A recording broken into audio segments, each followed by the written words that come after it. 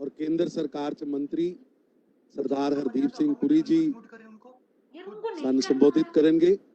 उस तो पहला अज दी इस वीडियो कॉन्फ्रेंस च साडे नाल केंद्र दिल्ली हैडक्वार्टर तो मेरे सहयोगी राष्ट्रीय प्रवक्ता संबित पात्रा जी, पार्टी दे सूबा प्रधान श्री अश्विनी शर्मा जी, पार्टी दे सूबे दे महामंत्री मलविंदर सिंह कंग जी, पार्टी दे सूबे दे महामंत्री सुभाष शर्मा जी, पार्टी दे सूबे दे बहुत सीनियर आगू सरदार राजिंदर मोहन सिंह छीना जी और पार्टी दे जिले दे प्रधान श्री सुरेश महाजन जी एस और देहाती दे प्रधान और तरन तारण दे प्रधान औलख साहब और रामलाल जी भी साडे नाल उपस्थित ने।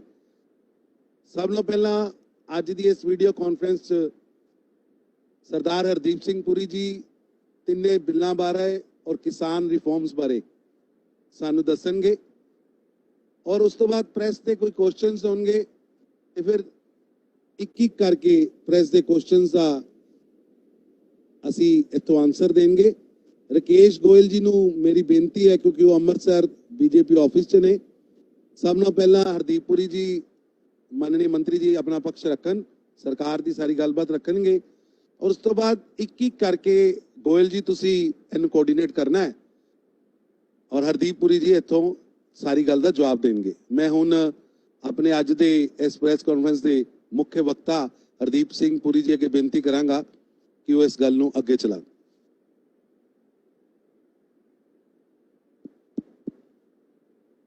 तरुण चुग जी, संबित पात्रा जी, प्रधान अश्विनी शर्मा जी, मलविंदर सिंह कांग जी, सुभाष शर्मा जी, राजिंदर मोहन सिंह छीना जी, महाजन जी, औलख जी, रामलाल जी, ते मैं माफी चाहना अगर मेरे को कोई होर अपने लीडर मित्र दा ना रह गया होए। मनु पार्टी ने मौका दिता सी कुछ 10 दिन पहले चंडीगढ़ विच एक प्रेस कॉन्फ्रेंस नो संबोधित करने वास्ते मनु मौका मिलिया सी ते मैं तुहानू अज 2-3 मिनट लैके ये जिहड़ा मुद्दा हैगा, ये जिहड़े कदम उठाए गए ने किसानां दे हित विच थोड़ा इहदा इतिहास तुहानू मैं दसना चाहना।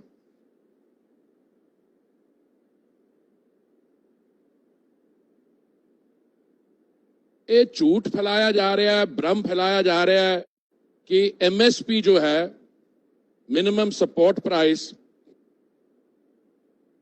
ये हटाई जाएगी। ये भी कहा जा रहा है कि किसानां दी जिहड़ी जमीन है ये मॉडगेज हो जाएगी, इन्हों उद्योगपति खरीद लैणगे ते किसान भरा जिहड़े ने साडे उन्हां नूं तकलीफ विच पाया जाएगा कि मंडियां बंद हो जाएंगियां। तुहानू याद होएगा जदों 2017 के चुनाव होए सीगे पंजाब विच, तुसी कांग्रेस पार्टी का घोषणा पत्र जो है मैनीफेस्टो 2017 का पढ़ लो या 2019 का जिहड़ी जनरल आम चुनाव जनरल इलैक्शन का कांग्रेस का इलैक्शन मैनीफेस्टो पढ़ लो या तुसी बयान देख लो जो कांग्रेस के अपने वरिष्ठ लीडर ने कहे ने। 10 साल डॉक्टर मनमोहन सिंह प्रधानमंत्री रहे। मैं समझना उन्होंने तो ज्यादा रिस्पेक्टेबल तो कोई कांग्रेस लीडर नहीं है जिसनों इकोनॉमिक्स की भी जानकारी होए और जिसनों पंजाब नाल दी समझ। उन्होंने बाकी इकोनॉमिस्ट मुंटेक सिंह आलूवालिया ने सब ने कहा कि समय आ गया है ਕਿਸਾਨਾਂ ਦੇ ਹਿੱਤ ਵਿੱਚ ਕੁਝ ਕਦਮ ਉਠਾਣੇ ਬਹੁਤ ਜ਼ਰੂਰੀ ਹੈਗੇ।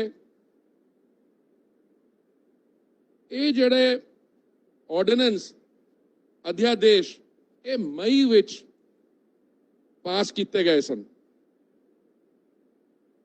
मैं थोड़ा फास्ट फॉरवर्ड करना चाहना, मई तो लैके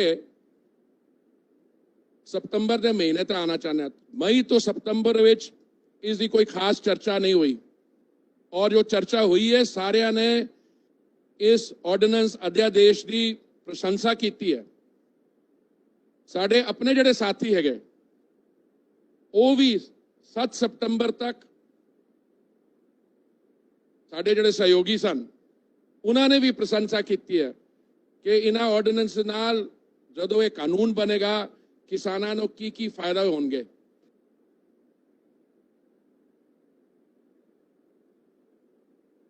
ये जिहड़ा बिल है लोक सभा विच 14 सितंबर नूं लाया गया। जदों ये बिल 14 तरीक नूं आया, चर्चा हुई, बिल पास हो गया। हफ्ते बाद ये बिल 20 सितंबर नूं राज्य सभा विच पेश होया। मैं समझना राज्य सभा विच मैं कोई नई गल तुहाडे सामने नहीं रख रहा। बीजेपी कोल मेजोरिटी नहीं हैगी राज्य सभा विच, ते राज्य सभा जदों बिल लिया गया ते कांग्रेस पार्टी ते ओपोजिशन जिहड़ी हैगी उन्हां दे 107 विचों 33 मैंबर साहिबान मौजूद नहीं सन। कांग्रेस पार्टी दे अपने वड्डे लीडर मौजूद नहीं सन। अगर बिल दा विरोध करना ही है सीगा ते सब तो आसान तरीका हुंदा कि तुसी अपनी सीट ते बैठ के डिविजन मंगदे, बटन दबांदे ते डिविजन नाल ये साबित हो जाता कि किन्नी ओपोजिशन हैगी बिल दी। ते ये जिहड़े अंदोलन हैगा ये भी 20 तारीख तक शुरू नहीं होया सीगा, पर हुण इंज लगदा है कि 20 तारीख नूं जदों राज्य सभा च ओपोजिशन दे मैंबर नहीं सी, इन्हां ने फैसला किया कि टैक्टिक्स कुछ बदलियां जान। ते 20 तारीख नूं जो राज्य सभा च सारे देश ने देखा, मैंबर्स डिप्टी चेयरमैन साहब दे मेज ते नचना शुरू करता है, माइक्स नो खेड़िया, गाली गलोच हुई। उहदे बाद सरकार ने, मोदी जी ने ये जिहड़े कदम उठाए ने, तुहानूं मैं याद करवाना चाहना 9 अगस्त 2017 मेज ते नचना शुरू करता है। मोदी जी ने क्या माइक्स नो खेड़िया कि वो किसानों की आमदनी को दुगना करना चाहते हैं। तो मैं तुहानूं अगर समय होया, अगर तुसी कोई दिलचस्पी हुई तो मैं तुहानूं दसांगा कि किसानां वास्ते की कदम उठाए गए ने, की किया गया है।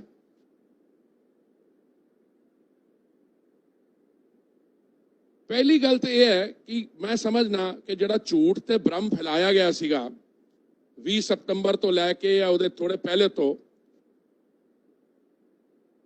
अंग्रेजी च मिस इनफॉर्मेशन, डिसइनफॉर्मेशन, झूठ ते भ्रम की एमएसपी हटाई जाएगी।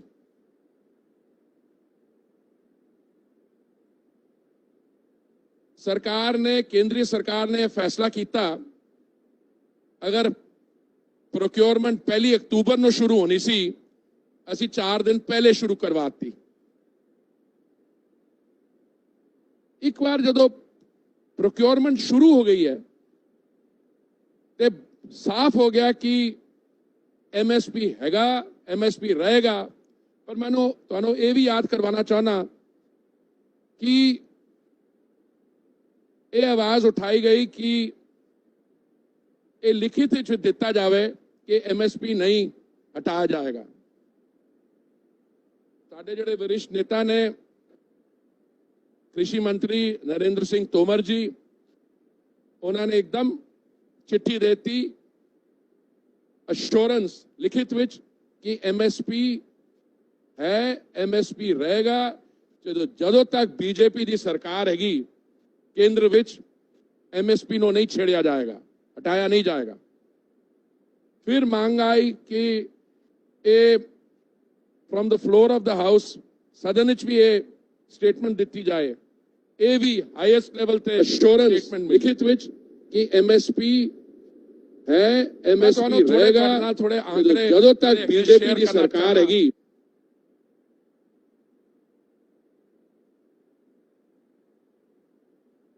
खरीफ की एमएसपी के बारे अगर तुसी लाओ 2013-14 जदों यूपीए ते कांग्रेस की सरकार सी ते आज एनडीए दी 2020-21 पैडी या चावल दी एमएसपी वैल्यू मतलब आमदनी 42% वधी है, जोवर दी 75%, बाजरे दी ये देश भर दे मैं तुहानू फिगर दे रहा, बाजरे दी 72%, रागी 119%, मक्का 41%, तूर 40%, मूंग 60%, उड़द 40%, काटन 50%, मूंगफली 31%, सूरजमुखी 60%, सोयाबीन 91%, सिसमम 52%, नाइजर सीड 90%, तो रबी दी गेहूं 40% तो होते। तो इन सारी रबी क्रॉप्स की 40% तो लैके 75% तक वैल्यू वधी है।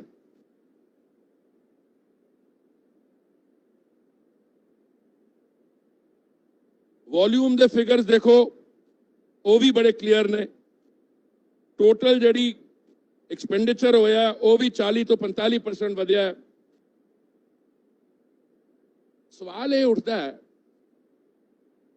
कि एक बार केंद्रीय सरकार ने ये आश्वासन दिता है, अश्योरेंस दी है कि एमएसपी नो नहीं छेड़िया जाएगा, तो ये भी क्या है कि एमएसपी रहेगी, मंडीज जिस तरह ऑपरेट कर रही ने उसी तरह रहनगियां, ते जड़ा झूठ ते भ्रम हैगा कि किसान है जेडे साडे भरा ने, किसान जिहड़ी मेहनत की कमाई करते ने, उन्हां दी जमीन ते भी कोई किसी का कब्जा नहीं हो पाएगा, क्योंकि ये झूठ ते भ्रम फैलाया जा रहा है कि वो उद्योगपति आएंगे तो उन्हां दी किसानां दी जिहड़ी जमीन है उहदा कब्जा कर लेंगे। मैं तुहानू बिल तो पढ़ के सुना रहा। The Farm Bill strictly prohibits the sale, lease or mortgage of farmers' land and no recovery can be made from the farmers' land. इस तो साफ ते स्पष्ट तरीके नाल नहीं, इस तो ज्यादा नहीं किया जा सकता।